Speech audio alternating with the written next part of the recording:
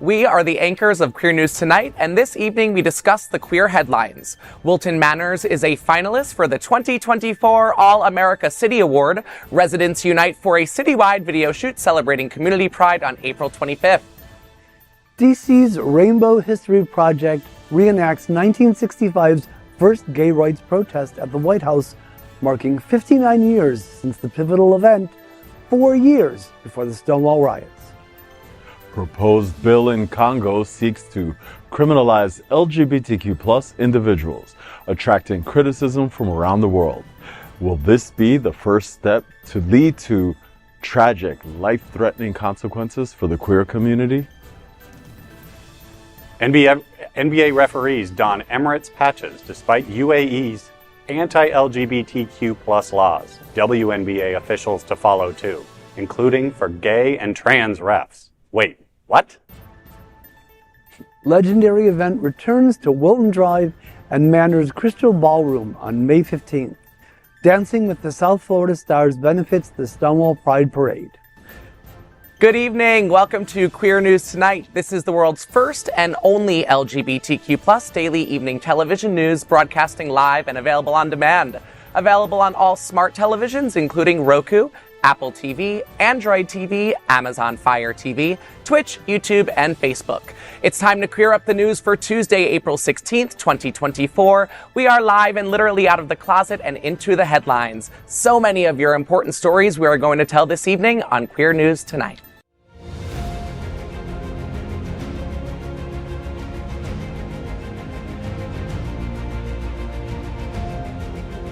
This is the world's first live daily LGBTQ evening news show, literally out of the closet and into the headlines on Queer News Tonight. This is the world's first and only unedited live LGBTQ+ evening news show. Whatever happens unique in LGBTQ+ news, you will see it and hear it. Hotspots Magazine, Happening Out Television Network, is a nonprofit 501c3 media company in the same model of PBS and NPR, but designed for the LGBTQ+ community. Our mission? To support the 11 pillars of our LGBTQ+ community. We want to inform and educate the key issues of our queer culture, the Black community, Latino, lesbians and queer women, trans, students, youth, seniors, HIV/AIDS healthcare, business, social justice, and faith. Help us support our community. We are part of one of the largest LGBTQ+ nonprofit media companies in America, Hotspots Magazine and Happening Out Television Network. In 2024, our magazine is celebrating 40 years of the LGBTQ+ experience, and our television news, talk, and entertainment shows support our mission to educate the LGBTQ+ and broader community. Let's meet tonight's anchors at Queer News Tonight. Let's welcome anchor Paul Thomas. He is currently a member of the LGBTQ+ Advisory Committee to the City of Miami Beach, on the board of directors for the Point Foundation, and on the endorsement committee for SAVE. Paul, it's always great to see you. Unity Coalition is hosting Elevate, a festival that celebrates diversity and inclusion for the LGBTQ+ community that has a theme of a day of being nicer on May 18th. Tell me what's happening. Yes, it is nice to be here. It's nice to see everyone. So what I did was I texted Herb Sosa. He's the executive director of Unity Coalition. I'm like, Herb, tell me more because it sounds interesting. Ooh, breaking news. Yeah. So he said thank you to everyone who is talking about this event. He said it's a day of workshops, tools and inspiration for being nicer. He said they're going to do yoga and they're going to do painting and have different activities like that. He said, think summer camp for adults without the sleepover. And he said, just to remind everyone that there's free admission and free parking, lots of art, music, vendors, food, fun from 10 a.m. to 4 p.m. Wow, a day full of fabulousness. Yeah, it sounds like a lot of fun too. elevate. It sure does. Let's welcome anchor Gregg Shapiro. Gregg's 9th book, Refrain in Light, was selected for the Poetry Mutual 10 Best Poetry Books of 2023. His iconic entertainment coverage, including celebrity interviews, runs in a variety of print and online publications, honey. Gregg Save is doing a Broward fundraiser called Glitter and Be Gay with music and storytelling from Lindsay Alley at the Island City stage on April 24th. Tell me what's happening. Well, hopefully everyone knows about SAVE's mission to promote, protect, and defend equality for people in South Florida who are lesbian, gay, bisexual, transgender, and queer via the organization's work fighting anti-LGBTQ+ issues, promoting efforts towards judicial diversity, and opposing conversion therapy, among other causes. What better way to support SAVE than attending this event starring entertaining, and I'm not kidding you, former Mouseketeer Lindsay Alley. How cool is that? Visit save.lgbt/Lindsay for more information. Beautifully said. Let's welcome reality star and my new bestie, Sam Lantz. He was a finalist of Netflix's Squid Game, The Challenge. He is passionate about interior design, fashion, and advocacy for the LGBTQ+ community. He loves to go on adventures with his husband, Doug, hey Doug, and 2 adopted dogs, Duke and Moo. Sam, so good to meet you. Hunter's Nightclub is a legacy name here in Wilton Manors, so we were interested in our cousins at Hunter's in Palm Springs hosting the Red Light, Green Light on April 27th. Tell me what's happening. Well, I've been really lucky to travel around the country and have these events and just kind of meet all of the fans and get to hang out. And I'm really excited to go to Palm Springs because I used to live there. So it's going to be like going home. I miss Palm Springs so much. So I'm really excited to hopefully see some friends that are still living there and just get to celebrate being gay and my little run on Netflix. Yes, we celebrate being gay here every day. best. And of course, this is tonight's lead anchor, Eric Restivo. Eric is well known for DJing at some of the largest clubs in West Hollywood and has had residencies in LA, P-Town, New York City, and now Wilton Manors. He's the new television host of The W Boys, focusing on LGBTQ+ love or entertainment, broadcast Fridays and then on demand. Eric, Yes. the next Wilton Manors community sing-along brought to us by the Bears of South Florida and the Gay Men's Chorus South Florida will be on April 20th. Tell me what's happening. I felt like this was a perfectly appropriate event for us to spotlight, especially since we just talked about Hunters Palm Springs. Now we get to spotlight Hunters Wilton Manors. Listen, these are 2 of the best organizations in South Florida, the Bears and the Gay Men's Chorus. So go and listen to some of your favorite movie musical playlists and different Broadway songs. It's going to be an afternoon of singing and fun and delicious brunch specials and plenty of alcohol to get you lubricated and ready to sing, honey. We are the reporters for Queer News Tonight, and this evening we begin with the queer headlines.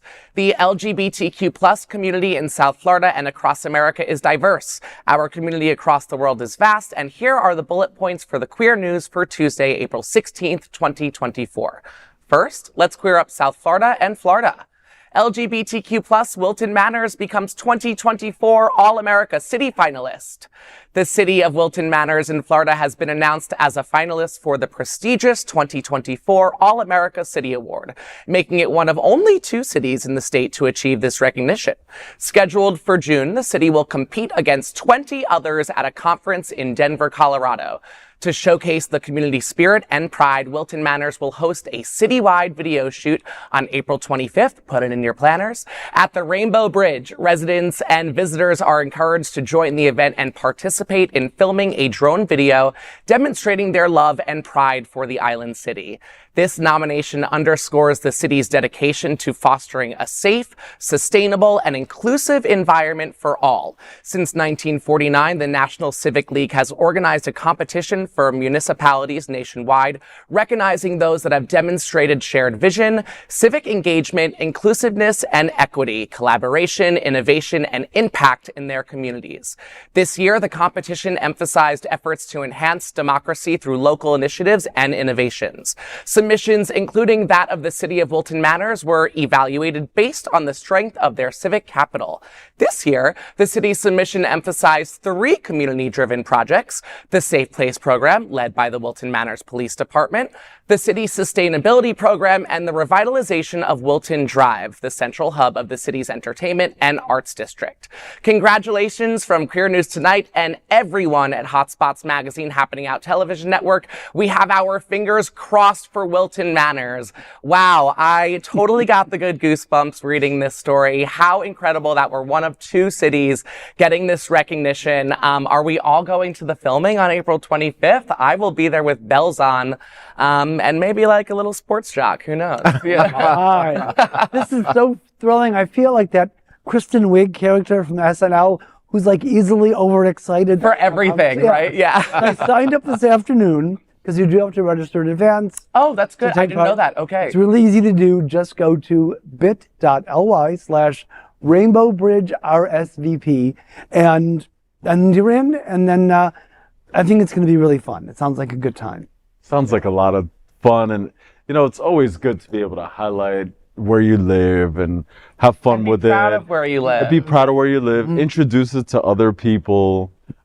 Anytime we can kind of have some fun and community, I think we should take advantage of. So I'm happy for the people of Wilton Manors. Absolutely. Yeah. And to be such a largely populated gay city, to be recognized as an all-American city would be a huge just acknowledgement for us as a town, as a city. So I wonder if there are other cities that have that kind of gay population that are in the finalists. It'd be interesting to see for the gayest of all. It sure would be. Yeah, we should follow that story. We'll be back with that. This is not a gay contest, right? No, All-American City. It's just an all-American city competition. Yeah. Cool. Yeah. Next, we're going to queer up the USA View. First ever gay rights picket line at White House will be reenacted April 17th. On Wednesday, April 17th, DC's Rainbow History Project will host a reenactment commemorating the historic first protest for gay rights, which occurred on the same day in 1965. This picket line in front of the White House is credited with drawing attention to the federal government's discrimination against homosexuals. Organized by the Mattachine Society of Washington, D.C., founded by local gay rights pioneer Frank Kameny, the event marks the 59th anniversary of this pivotal moment. The reenactment aims to honor the activism of those who fought for LGBTQ+ rights. During the April 1965 event, picketers, including Kameny and prominent DC lesbian activist Lily Vincennes, insisted that the government adopt demands such as including ending the exclusion of homosexuals from federal government employment, lifting the ban on gays and lesbians in the U.S. military, the cessation of the blanket denial of security clearances for gay individuals, and an end to the government's refusal to engage with the LGBTQ+ community. This reenactment event will also pay tribute to Kameny, who passed away in 2011, and Vincennes, who passed away in 2023. Paul Kunstler, the sole surviving participant from the April 1965 White House picket, will join this week's reenactment. Kunstler will carry a replica of his original picket sign from the event. The reenactment picketing at the White House is scheduled to commence around 4:15 p.m. on April 17th, mirroring the timing of the 1965 event. Well, this is one of those things that for people who love queer history, as I do, this is as exciting as becoming part of that upcoming Wilma Bridge event. It's another piece of queer history being made. And I'm really grateful that significant folks from our LGBTQ+ history timeline are getting their due. I was thinking about Bayard Rustin, the Rustin movie, and then the Diana Nyad, both of which were on Netflix. So it's really great to see our history represented.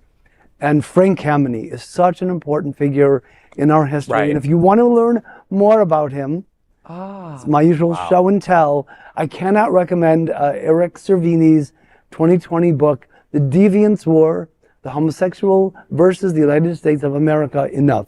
Great book, and you'll learn a lot about what Kamini did for our community. Great book. Yeah, you mentioned queer history, but I think it's American history. And I think we need to make sure that we're telling both sides of that story, and the fact that they had to actually go out and fight for these things because the American government was very comfortable at the time discriminating against us. I think it's especially important because our youth is very disconnected.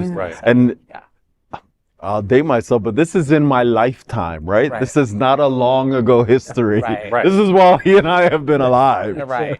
And for when I talk to young people and they say, well, I'm not interested in voting, or everybody just seems the same to me. I'm like, you have no idea. Well, you have no idea how bad it can get. Right. It can get worse than this.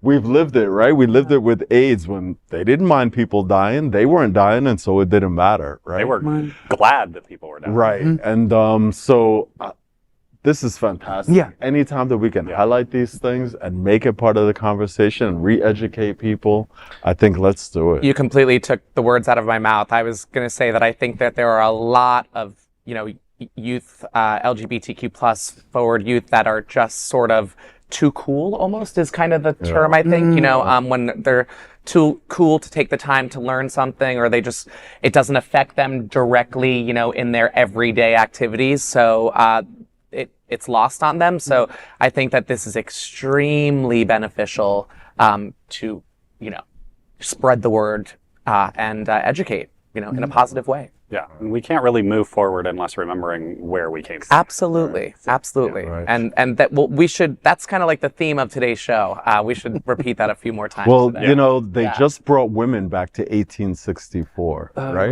With the stroke of a pen. They don't have to go that far back to totally decimate our community. On one hand, Wilton Manors is getting awards. On the other hand, it can no longer be a city. We talk about steps forward and then steps back a lot here. We really do. We're this little bastion stuck in this state that would love to just consume us and take us away. Yeah, and so we have to stand up like they did, right? Absolutely. And keep doing our part. Get your picket signs. Fantastic. Next, let's queer up the worldview.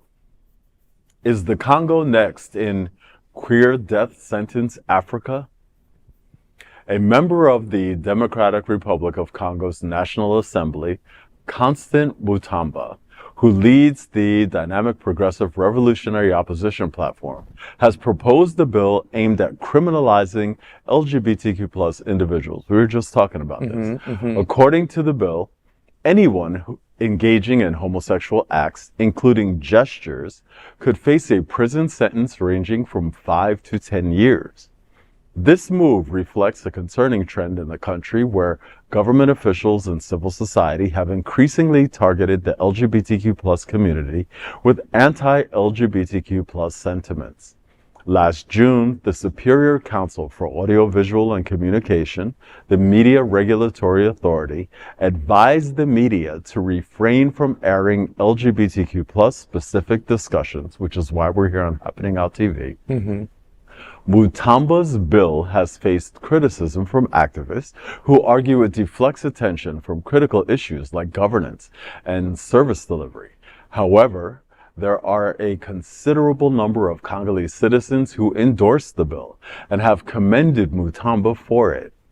This isn't the first time such legislation is being proposed. Back in 2010, an anti-homosexuality bill was introduced suggesting sentences of 3 to 5 years in prison for individuals involved in consensual same-sex activities. However, the bill failed to pass in 2010. If the new bill gets passed, it could have major consequences for the LGBTQ plus individuals in the Democratic Republic of Congo, raising alarms among human rights advocates both locally and internationally. LGBTQ plus activists express fear that this is the first step in the slippery slopes of an anti-LGBTQ plus legislation seen in Kenya, Nigeria, and other African countries that have even included a death penalty for homosexual acts. And you know, when I read this story, I did a little research, and when I looked at the continent of Africa and anti-LGBTQ legislation, the majority of the continent of Africa has that type of legislation, or they just have the death penalty in almost 10 countries. We have a long way to go with Africa, and as we move into this global society, you know, Africa will be like the most populous continent, and it's going to be a world leader very, very soon with AI. We have to figure out a way to get in there and not allow the United Nations, whatever governing bodies we have to really step up and start to get involved in these things that are going on in Africa. And we really have to pull them into our time, which is perilous as it is, right? Yeah. We have plenty of anti-LGBTQ legislation right here in Florida, but somehow we have to. Right now too, yeah. There's a phrase about reaching out and pulling community in. Right. And right now we have to be, maybe our LGBTQ organizations need to start contacting people over there and reach out and start to pull them in, let them know they're not alone. This is not acceptable. We have to change this as fast as possible. We don't have room. There was No, please go ahead. Well, there's the rescue of those people in Chechnya. Remember how they brought them to the States. They brought them to places where they could be safe. I think it's also important not to overlook this part of the story that says, quote, Mutomba's bill has faced criticism from activists who argue it deflects attention from critical issues like governance and service delivery, end quote. Once again, queer people are being used as a distraction. Yeah, right. They're distracting. So oddly familiar. Right, for more pressing and critical situations because they can't fix them, so they're turning on us. To get more attention, to get news clips, to get... It's just disgusting. The diversion tactic. The diversion tactic, but I've spoken to many journalists from over there and in other work that I do, and they say, like, you know, these missionaries, so like, who are these churches? They come over here, and before you know it, the things that they believe become law. And they come with money, or they come with the promise of education. We'll build you a school, but you have to learn what we want you to teach. This has happened before in history. We know this doesn't work. Well, nothing good comes out of this type of thing, right? It's enforced ignorance. Right. Just and it happens all over the world. Just people are kept ignorant so that they are kept in place. And then it becomes dangerous. It's so dangerous. I often like to bring attention to what we could do, like right now, right here, tonight, to shed more awareness and light to this story. And it's really simple. Share this feed. You know, throw it in all of the gay groups you're a part of, on Facebook, on Reddit, on all of the Instagram platforms. There are a million now. So I think that that's really, really important that we are getting this out. I agree. I love that idea. You know, there's a friend of mine, he used to be the United Nations liaison to LGBTQ, Fabrice Hudart. There is a position in the United Nations of someone who handles these international things. Maybe if you're at home and you're part of an LGBTQ organization locally, you want to reach out to the person who's in that place and just offer your support, or offer to, I don't know, do we have to write letters? Do we have to do petitions? Like, whatever we can do while we're fighting our own fight here, because believe it or not, they still look for us to lead, because we do have a city like Wilton Manors. We do have a haven, West Hollywood, and so we have gotten that far, right? And so, sorry, it's okay. Just don't apologize. It's so easy to think that it doesn't affect us because it's not here, it's not now. But you know, things like that happen far away, it signals to other people that, oh, it doesn't matter. We can do that here too. We can, you know, test the water somewhere else and then implement it. That's right. Closer to home. And it's just, it emboldens people. And we need to speak up. We need to say things. We need to show our support. Even just this story. And like you said, sharing this and letting people know, it's just terrifying. It is terrifying. But again, Gregg, you spotlighted the positive part of the story, so I'm going to live there. I'm going to live in the positive with this, but I do encourage you to share this everywhere. Next up, let's queer up sports. NBA requires anti-gay government's airline logo on gay and trans referee uniforms. Wait, what? The NBA referees have to wear multiple patches promoting Emirates on their uniforms during games since the All-Star break. Reportedly, Emirates and the NBA inked a deal in February designating the airline as the official global carrier of both the NBA and the WNBA. Notably, both leagues have a storied history of advocating for LGBTQ plus inclusion, which is conveniently being ignored here. The Emirates is owned by the government of Dubai, which forms part of the United Arab Emirates. Dubai and the UAE have stringent laws against homosexuality, and it is a country where same-sex marriage and transitioning genders are banned, and homosexuality can lead to imprisonment or worse. There are no adoption rights or anti-discrimination laws for LGBTQ plus individuals. Despite this, the NBA has not only entered into a deal with this government, but has also prominently displayed their logo on the chests and sleeves of their referees. Among the NBA officials required to wear these patches are two individuals who are openly gay and or transgender, Bill Kennedy and Che Flores. Furthermore, officials in the WNBA will also have to wear these patches beginning next year. It's important to note that the WNBA boasts numerous openly LGBTQ plus coaches and players. A renowned sports commentator and author, Sid Ziegler from Outsports, broke this news. I don't understand why, and this goes back to the other story. It's just, if we allow this to happen, it'll happen everywhere. And it just seems like money can buy anybody's ignorance or just okay. They can just slide on in because they're like, here's, X amount of money. Just pay no attention to the man behind the curtain. And it's just, what is going on? It's another thing of the people that are in charge of this. They don't see how it affects them and they don't care. It's just not seeing past the end of your own nose to see how it affects the rest of the world. It's wild. The one thing that I did think of, though, sports, as a rule, has often been used to help move society forward. Mm-hmm. Sports is I actually teach a course at Barry University. Sports has historically been used to help more recently, women's equity, right? Women soccer players now make through the game of sport, we were able to talk about this idea of equal pay. My hope is, and I don't know because I don't know anything about these NBA people who made this decision. Mm-hmm. My hope is that because the LGBTQ individuals agreed to wear this, that there is this idea of we're going to go and we're going to stand in that space and we're going to be out in this country where you can't be out, and we're going to be good at our jobs, and we're going to be there with our spouses, and we're going to be that and show them that this can be done.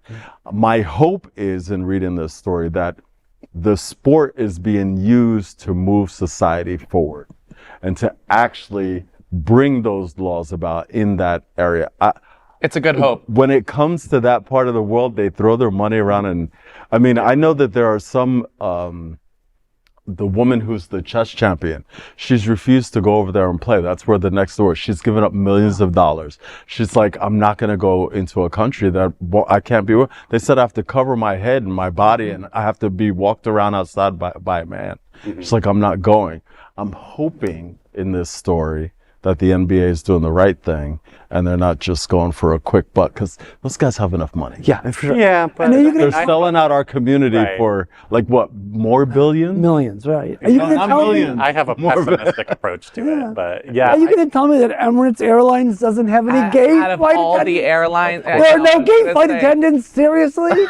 Seriously? Oh my God. Right. Yeah. It feels kind of, I'm so sorry to be completely opposite of how you feel. No, that's but I feel like it's more of like a major step back. It kind of feels like a scarlet letter to me. I don't know. It feels more like segregating the LGBTQ plus community from the straight community of sports. It feels like a direction in taking transgender athletes out of category. I think that it can only get worse. I have no hope. But that's just because when I think Dubai and Emirates and all of that, I actually try to think right now, because although that was funny, they have a lot of like TikTok videos with Emirates. They're a major account because people fly Emirates like nuts. I don't think I have ever seen even a male flight attendant in any of the videos. Like they're all these like beautiful female flight attendants. But now I'm gonna like do some homework and go back and go to that account and see if I see any. Maybe some of them are lesbians. Maybe, Right. Maybe, Well, but I feel like they put up such like a picture of what they want, a facade of what they want, you know. And I encourage you to look into it a little bit. It's kind of a crazy world, the Emirates like first class behind the scenes. It is. It's kind of wild. I know that the tennis. Yeah. I know the tennis has recently agreed to go there, and I was reading an article last week. To go with the. No, to go over there to that area, and that, but that they had a long conversation that gay people will be able to be out. Chris Evert and other high-level tennis professionals had a long conversation and said, when we get there, we're not going back into your law. Like we're going to be showing up with our partners and we're going to be, and they had to agree to those conditions before tennis would agree to go. So that's why I'm NBA will do the hoping- same. Well, that's why I'm hoping because the gay people are agreeing to wear it Right. I don't and not think going. I'm But not is it like, going. are there. they agreeing? They, to they have no choice, right? Yeah, they have no choice. It's That's sewn like- on. Yeah, Everybody has a choice when it comes to something Yeah, but like they'll that. lose their job. Right. And to lose a peak job like that Right. is a big impact. I mean, I don't know. We'll have to look more. And the We'll have to keep WNBA our eye on it. Yeah, I mean, 'Cause- on the positive side, the WNBA actually is garnering more views now because their players are so phenomenal that more and more people are doing women it. watching the women. And it's actually garnering more views than some actual NBA games. Yeah. So it's really impressive. So there is movement forward there. Absolutely. It's just, it feels like this Emirates patch is telling the LGBTQ plus members of that NBA and WNBA community that they don't matter. Agreed. And it's like, we'll take this money, even though we're saying you matter to us, but this money matters more than how we show you how we feel about you. I'm hoping that's not the case. I hope that's not the case too, but I'm pessimistic. We are all hopeful that's not the case. Fingers crossed. Fingers, toes, everything crossed. Next, let's queer up South Florida and Florida. Here is everything you need to know about LGBTQ plus dancing with the South Florida Stars on May 15th. On May 15th, a legendary event will return to the famous Wilton Drive and the Manors Crystal Ballroom. Modeled after ABC's competition show, an LGBTQ plus version called Dancing with the South Florida Stars, and the show plans to be a star-studded experience. The event is presented by famed LGBTQ plus publisher Bobby Blair, who brings the dancing back as a fundraiser to support the Stonewall Pride Parade and Festival being held on June 15th. The exciting production show will be hosted by the legendary Poison Ivy, and the W Boys host, well, me, honey. Just like every gala entertainment event, I will also be hosting and covering the red carpet. Major entertainment features include a Trailblazers production number celebrating the who's who that built the South Florida LGBTQ plus community. Another major production will focus on a memory lane of the best of Broadway. An anticipated highlight includes a Dreamgirls production number to celebrate the memory of Deja Devanir. Judges for the competition include luminaries like Gary Santis, Robbie Leslie, Alan Beck, Debbie Burke, and Hotspots Happening Out's Al Ferguson. Of course, the highlight of the dinner show and competition is an estimated 8 to 10 celebrity couples that have come together especially for this competition. Queer News Tonight can report a strong rumor, not confirmed by any official source, but we think we got it right. The rumor is that one of the celebrity dance couples is none other than one of South Florida's most popular drag queens, Velvet Lenore. Her partner is none other than the executive director of the extremely popular Sunserve, Tony Lima. If true, and we think it is. It is an indication of the amazing lineup coming for Dancing with the South Florida Stars. When Queer News Tonight reached out to the sources, we got a resounding no comment. Official announcement of all of the dancing teams that have been formed will be placed on Thursday, April 25th, and we cannot wait. You don't want to miss this very unique and fabulous entertainment event that helps support Wilton Manors Stonewall Pride Parade and June Pride Month.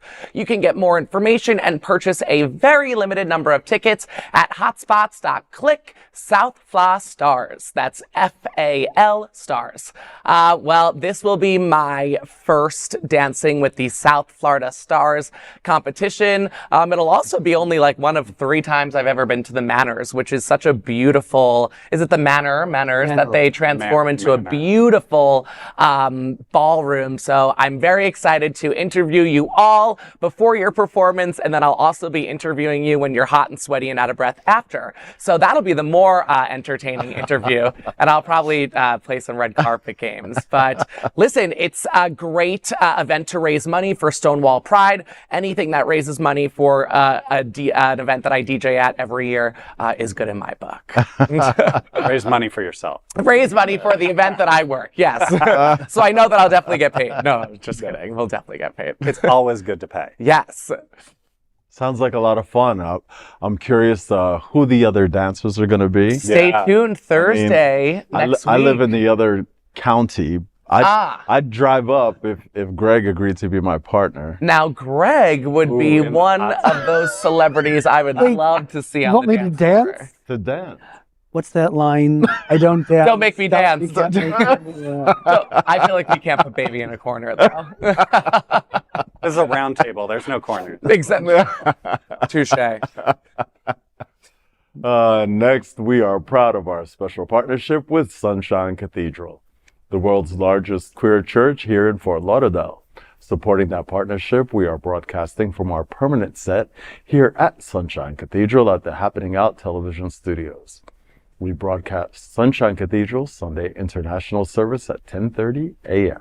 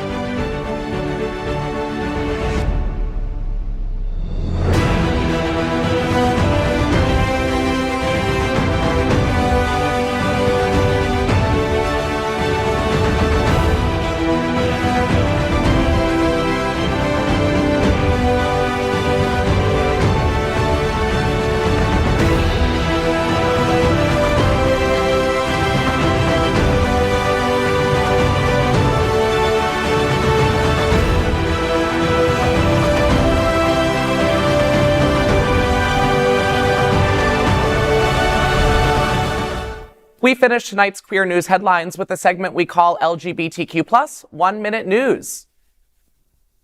LGBTQ+ 1 Minute News. Let's queer up trans rights. Ben Affleck's child reveals transgender transition at family funeral.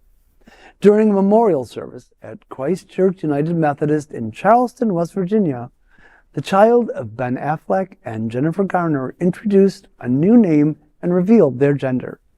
The trans child announced, quote, "Hello, my name is Finn Affleck," end quote, from the church lectern, before proceeding to read from the book of Proverbs.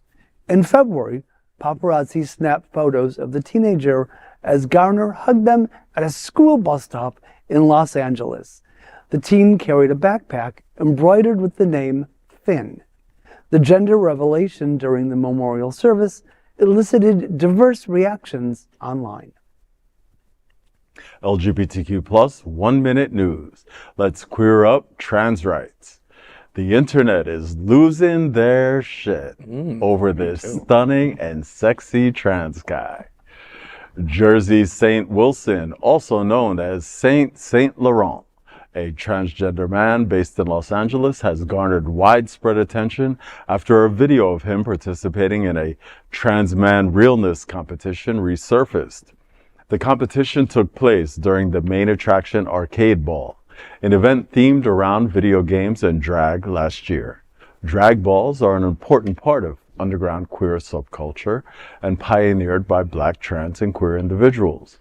A Twitter user who reshared the video of Wilson on Twitter with the caption, "Did y'all know Tommy Davidson had a trans son? He's gorgeous," has amassed over 3,000 retweets and garnered over 2 million views. LGBTQ+, 1 minute news, let's queer up gay culture.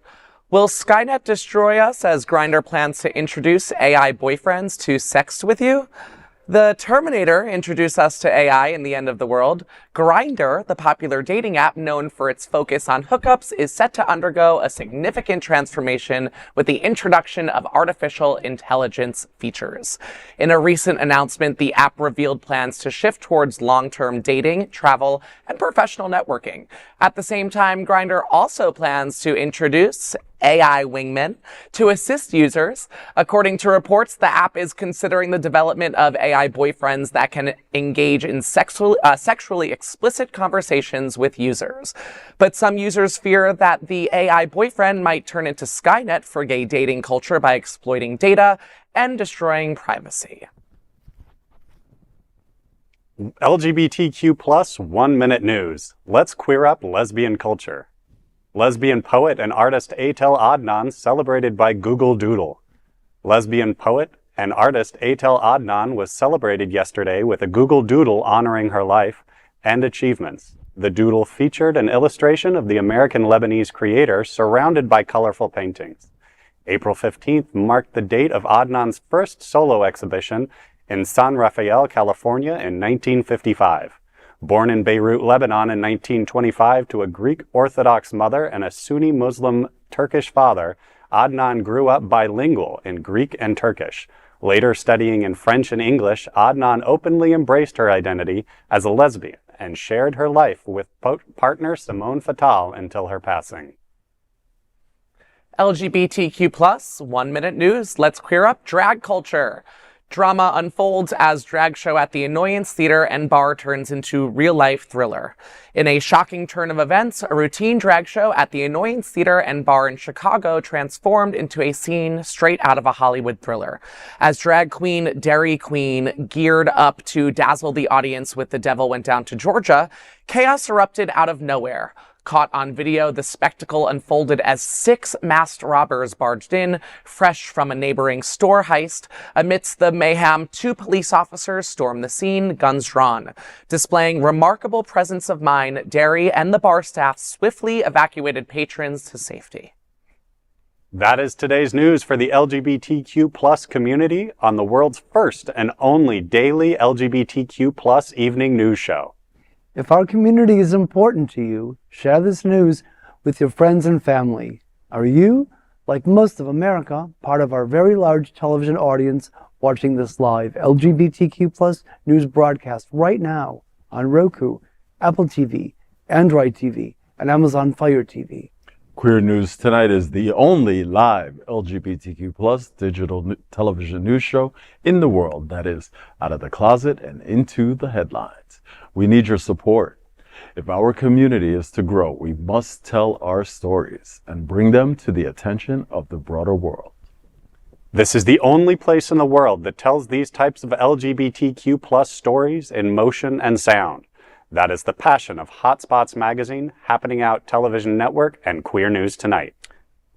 I'm your anchor, Eric Restivo, and on behalf of these LGBTQ+ reporters, the anchors of Queer News Tonight, including Paul Thomas, Gregg Shapiro, and Sam Lantz, we will see you daily at 8 p.m. to our LGBTQ+ world. We wish you good night. Good night.